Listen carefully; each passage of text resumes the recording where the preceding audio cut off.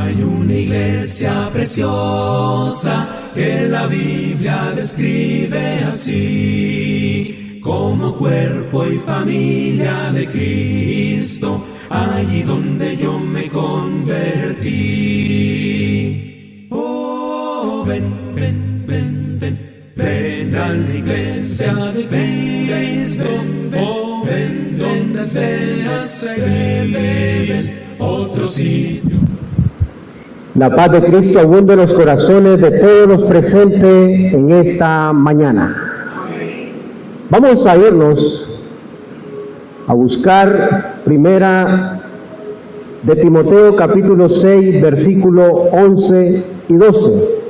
Primera de Timoteo capítulo 6, versículo 11 y 12. Antes de leerlo, vamos a introducirnos de la siguiente manera. Dice lo siguiente: la Biblia define al hombre de Dios. Pablo va a hablar sobre el hombre de Dios en este versículo que vamos a leer después. Me refiere la Biblia al hombre de Dios no por lo que tiene, no por lo que es, no por lo que tiene, si tiene riquezas materiales. Pablo le define al hombre de Dios por quién es. Y no solamente por quién es, sino a quién le pertenece. ¿A quién le pertenecemos nosotros? A nuestro Dios Todopoderoso. Ese es el verdadero hombre de Dios. Y todos sabemos que esta expresión, este título, en el Antiguo Testamento se utilizaba para todos aquellos profetas. Fueron muchos profetas. Pero Pablo, al aplicarlo a Timoteo, le está diciendo lo siguiente: que debía establecer en su vida cristiana un estándar de integridad. Eso es lo que le está diciendo a Timoteo. Leamos el versículo clave, importante en esta mañana. Primera de Timoteo, capítulo 6, versículo 11. Y dice lo siguiente: mas tú, dice Pablo, oh hombre de Dios, huye de estas cosas, dice Pablo a Timoteo, y sigue la justicia, la piedad, la fe, el amor, la paciencia y la mansedumbre. Y el versículo 12 dice: pelea la buena batalla de la fe, echa mano de la vida eterna, a cual asimismo fuiste llamado, habiendo hecho la buena profesión delante de muchos testigos. El primer punto a analizar en esta mañana es: el hombre de Dios se reconoce por lo que huye. Póngalo en su mente y escríbalo. El hombre de Dios se reconoce por lo que huye. Y lo hemos dado el título de este sermón. El título de este sermón es una pregunta para usted y para mí. Es la siguiente: ¿es usted un hombre de Dios? Repetimos, ¿es usted un hombre de Dios? Pero hay que explicar que cuando se refiere hombre de Dios, no solamente se está refiriendo al sexo masculino, sino que se está refiriendo al sexo femenino. Es decir, en general, se está refiriendo a los y las cristianas en general. Así que, amadas hermanas, usted no diga: me voy a levantar porque van a hablar solo de los hombres en esta mañana. No, en esta mañana es para usted, hermana, que usted también ha sido llamada mujer de Dios para ser íntegra en su vida cristiana. Entonces, el hombre de Dios se reconoce por lo que huye. ¿Cuál era el contexto histórico que habla el apóstol Pablo cuando dice en primera de Timoteo, el versículo 6, mas un hombre de Dios huye de estas cosas? ¿De cuáles cosas usted y yo nos debemos alejar? Muchos dirán, de la fornicación. Es que ese pecado sí es válido ante la presencia de Dios. La idolatría, sí, el Señor le pone ojo a ese pecado de la idolatría. El adulterio, sí es verdad, el Señor está pendiente de eso. La borrachera, sí es verdad, el Señor está pendiente de estos pecados. Y esos pecados lo hablan el mismo apóstol Pablo a los Corintios. Esos mismos pecados. Pero, ¿qué pasa con aquellos pecados que nosotros pasamos desapercibidos porque decimos que robar un lapicero no es lo mismo que matar a un ser humano? No es lo mismo. Claro, es lo mismo. Porque la voluntad de Dios es que nosotros seamos hombres de Dios, íntegros en todo momento. Y dice, ¿cuál era el contexto bíblico en ese momento para que Pablo le aconsejara a Timoteo? Bueno, el versículo 4 de ese mismo capítulo 11, el capítulo 6, versículo 13 en adelante dice, mire, ¿cuáles eran las actitudes que estaba pasando en la iglesia de Éfeso? Porque ahí estaba Timoteo, el joven Timoteo. Pablo lo envía a Éfeso a trabajar en la obra. ¿Y por qué lo envía? Porque el apóstol Pablo está viendo cierto criterio que está pasando dentro de la iglesia de Éfeso. Y vea lo que está pasando. Versículo 3 dice, si alguno enseña estas cosas y no se conforma a las sanas palabras de nuestro Señor Jesucristo y a la doctrina que es conforme a la piedad, se está refiriendo a los falsos maestros.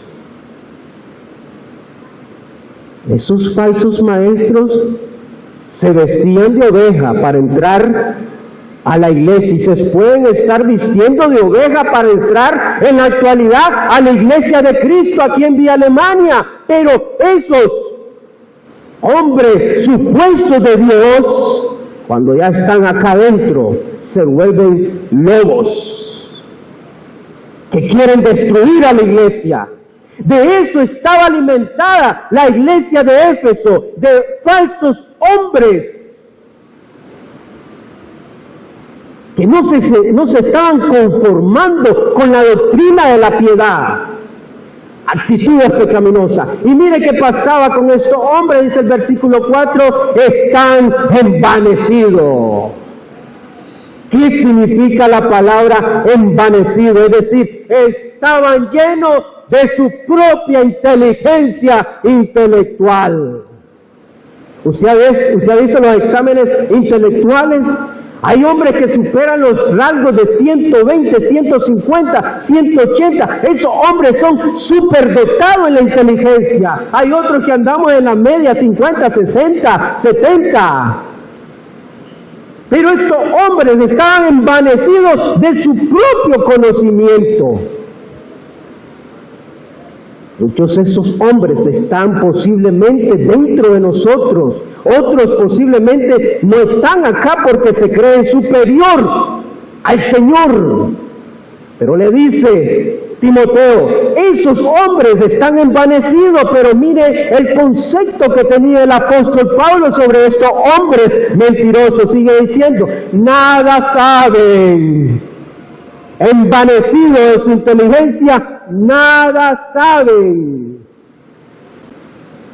Nada saben, y sigue diciendo, y deliran acerca de cuestiones y contienda de la palabra. Es decir, hombres que contienden, deliran, están Su super yo lo tienen demasiado alto y están delirando que ellos tienen la verdad. Pero de esa forma se está explicando las características del hombre falso, del hombre que no es de Dios. Por eso dice, el hombre de Dios se reconoce por lo que huye. Algo que hay que analizar, amados hermanos, es que muchos tal vez tenemos varios años de estar en Cristo Jesús y posiblemente caímos en estos mismos errores, pero nos hemos levantado para la gloria del Señor. Y eso es lo importante que está diciendo Pablo. ¿Quieres que seas un hombre de Dios? No te contamine de estos pensamientos pecaminosos. ¿Y a qué llevan estos pensamientos pecaminosos? A los hombres de Dios, cuando estamos hombres de Dios, nos lleva a hacer cosas malas. Dice, sigue diciendo el versículo 4, de las cuales nace ¿qué? Envidia. ¿Usted ha visto eso, hermanos? Si usted lo ha visto en su centro de trabajo, aquí está describiendo. Si usted lo ha visto en su centro de estudio, aquí lo está describiendo. Hay hombres que son soberanos en su conocimiento y cuestionan, pero de ahí nace la envidia. ¿Habrá envidia entre nosotros? Tenemos la tendencia, el cristiano, a tener la envidia, pero la envidia no nace rápidamente. Usted ha visto que nace primero del envanecimiento de nuestro conocimiento. Y sigue diciendo, y la envidia lleva a pleitos.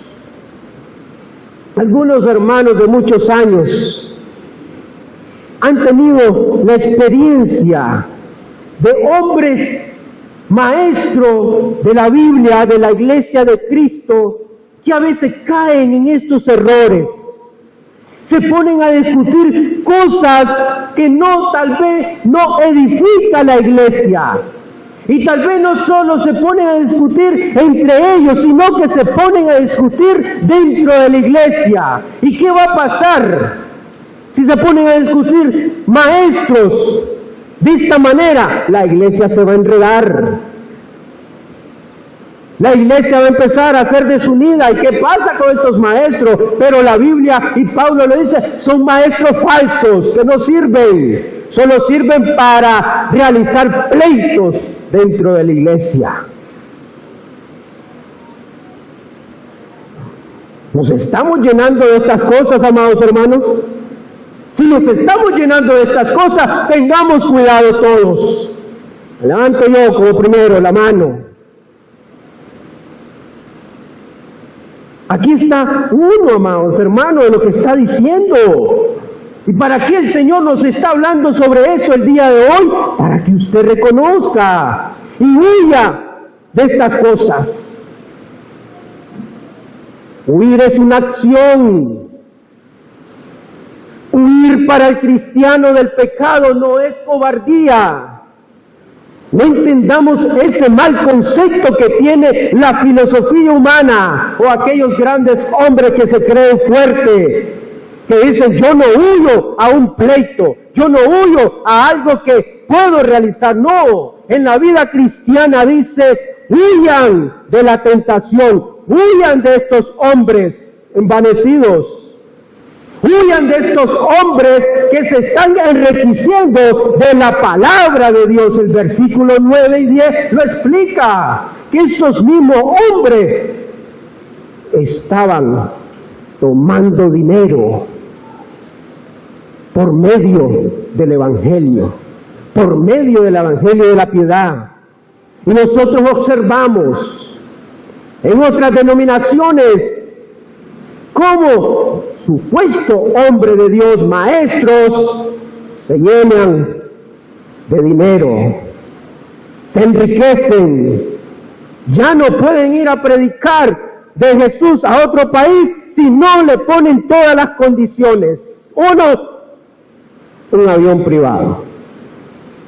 Dos, toda la logística extrema que pueda haber para un predicador, como esas extremas que piden los cantantes cuando van a un concierto. Ellos piden ahora todo eso, pero estos hombres están equivocados. Estos hombres, como dice ahí, falsos maestros, que deben de huir de estas cosas, así como Lot. Recordamos esa escena de Génesis capítulo 19, versículo 17, cuando llegan dos ángeles donde Lot, y le dicen: mira, vamos a destruir Sodoma y Gomorra y necesitamos que tú y tu familia huyan, dice. Huyan. ¿Y cuál era la tentación que iba a ser para la familia? No era un pecado como lo que podemos caer nosotros, como la fornicación, no. Le dice: huí, le dice, por favor, no vuelvas a ver atrás. Ni tú ni tu familia vuelvan a ver atrás. ¿Cuál era el mandato? Era de huir. Es el mismo mandato que le da Pablo a Timoteo: huye. Porque huir es una acción. Y en el cristiano es una acción de sabiduría espiritual. ¿Sabía eso usted, hermano? Que ser sabio cuando está la tentación, que ser prudente cuando nos alejamos de la tentación, no es ser cobarde. No es ser cobarde. No le dieron la información: huye, por favor, corre, corre, no te detengas. Y él huyó. Ahora, nosotros debemos de identificar aquello que amenaza nuestra alma. ¿Qué amenaza nuestra alma? Estos hombres y mujeres llenos de falsedades. De falsedades. Los podemos encontrar en cualquier lugar. Peor con aquellos que no tienen a Cristo Jesús en su corazón. ¿Qué puede estar haciendo un cristiano, un joven, según realizando un trabajo de estudio en un bar? ¿Qué puede estar haciendo un joven en ese lugar? ¿Qué puede estar haciendo? Bueno, usted dirá: ya lo dijo usted, está estudiando con los otros compañeros. Pero ¿es el mejor lugar para realizar un estudio con tus compañeros? Si sabes que ahí hay tentación, uno se cuida de esos lugares, no visita esos lugares, huye de esos lugares.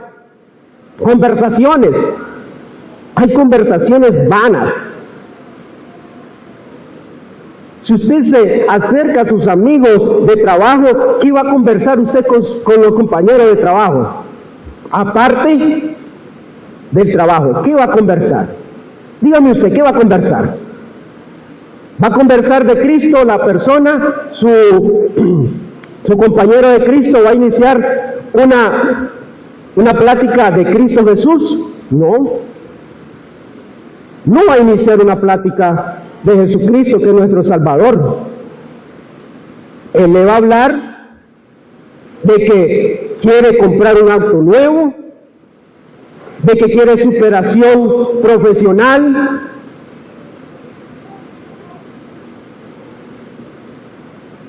de que está casado pero una compañera le está echando el ojo.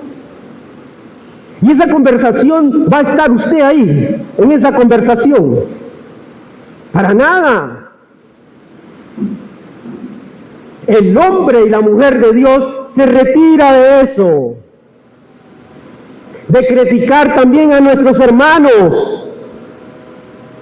Somos buenos a eso, a criticar a nuestros hermanos. Ahora no me diga que no lo hacemos. Sí, lo hacemos. De esas cosas, de esas tentaciones que usted dice: no es matar, no es fornicar, también hay que alejarnos de esas cosas porque no edifican en nada. no glorifican a Dios en nada. Huye, le dice. El hombre de Dios se reconoce por lo que sigue. ¿Qué sigue el hombre de Dios? Lo sigue diciendo el ejemplo. El apóstol Pablo a Timoteo y le dice, mira, Timoteo, ya te dije, ya te aconsejé que huya de todas estas cosas, pensamientos pecaminosos, pero ahora que eres un hombre de Dios, vas a hacer lo siguiente. Mas tú, oh hombre de Dios, huye de estas cosas y sigue la justicia. ¿Qué más dice? La piedad. Tercero, la fe. Cuarto, el amor. Quinto, la paciencia. Y sexto, la mansedumbre. ¿Qué son estas cosas, amados hermanos? ¿Qué son? Son virtudes. Virtudes. Pero no son virtudes humanas. Esas virtudes que está describiendo provienen ¿de dónde? De la divinidad. ¿Cuál divinidad? De Dios. Él en su amor, en su misericordia, nos envía estas virtudes para que usted y yo la pongamos en práctica. No es que si a mí me dan un regalo, ¿qué hago? Más en especial si me dan platos, ¿qué es lo que voy a hacer si me dan platos, amados hermanos y hermanas? ¿Lo voy a guardar? ¿Ah? ¿Lo voy a guardar en el cofre? ¿Lo voy a guardar debajo de la cama? No, los voy a poner donde van a ser útil. Y es en la cocina. Para que cuando llegue mi hermano Alan Miranda le dé el gallo pinto y la carne asada. Ahí es donde va a utilizar el plato que le regala. Estas virtudes que le está regalando Dios, usted lo va a poner en práctica en su vida cristiana todos los días. No es solo en un momento. Es todos los días vamos a practicar la justicia y la piedad. ¿Y quién es el ejemplo a seguir de justicia y piedad? Jesucristo. Cuando habla de justicia y piedad, habla de rectitud. ¿Quién fue recto en todo? Jesús. Él fue recto en todo. Y usted dirá, bueno, era el Hijo de Dios, tenía los poderes para ser recto, está bien. Pero habla de rectitud, no está hablando de perfección ni de perfectos, está hablando de rectitud. Y un hombre que fue recto también y realizó justicia en su reinado fue el rey David. Usted puede buscarlo en segunda de Samuel, capítulo 8:15. ¿Lo puede buscar, Steven? Segunda de Samuel, capítulo 8:15. Vean a este hombre que reinó con rectitud. Y ojo, lo que le estoy diciendo. La rectitud no es perfección, porque David fue un hombre que cayó de la gracia de Dios muchas veces. Dice, segunda de Samuel 8:15. ¿Y reinó quién? David, sobre todo Israel, dice. Y David administraba justicia y equidad a todo el pueblo. ¿Cómo lo hacía? Con rectitud y con equidad. Es decir, no daba ni más ni menos al pueblo de Dios. Siempre era equitativo.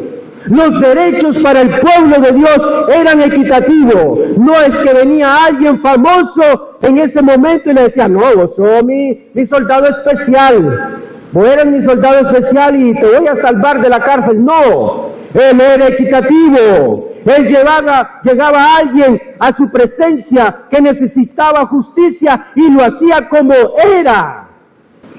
La justicia que está hablando el Señor es esa. La equidad verdadera, la equidad donde usted va a ser recto con todos los que están a su alrededor. piadoso en buscar cómo hacer la voluntad de nuestro Dios Padre Celestial. ¿Y quién fue piadoso en buscar la voluntad de Dios? Jesucristo, el ejemplo claro. Allá en Mateo 26:46 dice, cuando estaba en la oración de Getsemaní, tuvo un gran momento. Un momento de angustia en nuestro Señor Jesucristo, un momento clave para que usted y yo estemos en este momento adorándolo en espíritu y en verdad. Y dice que es la oración de Getsemaní, que mucho la relato porque es un momento de gran importancia y significativo para nuestra vida cristiana. Y dice Jesús, hombre, Padrecito mío, yo quisiera pasar esta copa, dice, quisiera que fuera por otro medio el poder reconciliar y salvar a la iglesia de Cristo en vía Alemania, pero le dice el mismo Señor Jesucristo en su piedad, en buscar la voluntad del Señor, le dice, mas no se haga mi voluntad, dice el Señor, sino la tuya. ¿Cuántos decimos amén?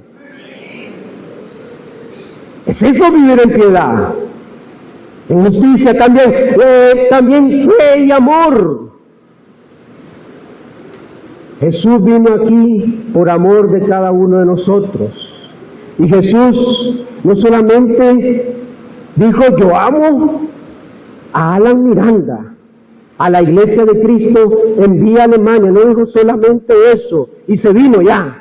No, mire lo que tuvo que pasar Jesús para poder amar, a reconocer lo que tenía que seguir. Vea lo que dice Filipenses capítulo 2, Filipenses capítulo 2, versículos 6 y 7. Vea lo que dice. Pongámoslo en mente, cuando uno ama, hace negación, o sea, nega a sí mismo. Porque dice el versículo 6, el cual siendo en forma de Dios, ¿quién era? ¿De quién se está refiriendo Pablo? De Jesucristo, el cual siendo en forma de Dios, no estimó ser igual a Dios, no estimó, es decir, no le importó ser Dios. No le importó. Y todavía sigue diciendo, igual a Dios como cosa a qué aferrarse. No se aferró a la gloria que él tenía allá a la diestra de su Padre. No se aferró a eso. A veces nosotros nos aferramos a cosas no importantes. Y Cristo, para amar a nuestro prójimo, para amar a nuestros hermanos, y Jesús, que tenía su gloria, la gloria todo allá con su Padre, dice que no se aferró, y el versículo 7 sigue diciendo, sino que se despojó a sí mismo. ¿Para qué? Para formar como siervo, hecho semejante a los hombres. Y el 8 dice, y estando en la condición hombre, vean lo que pasó todavía, tiene la gloria, hermano Steven Chavarría, tiene la gloria ya. Los ángeles le glorifican allá, su Padre está con él allá en el cielo, en los tronos, en el trono. Y viene Jesús y dice, para humillarse a sí mismo por amor a la humanidad. Y nosotros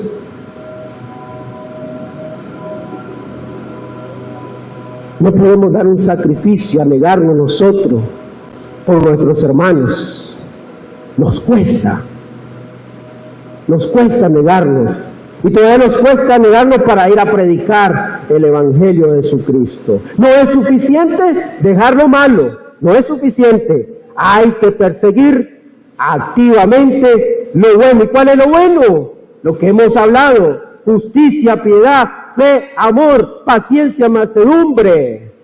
¿Y la paciencia para qué la vamos a tener? ¿Y la mansedumbre? Para tener tolerancia a todas las adversidades que nosotros pasamos en este mundo. Y no solamente tolerancia a las adversidades, sino ser hombres que nos mantenemos activos a buscar cómo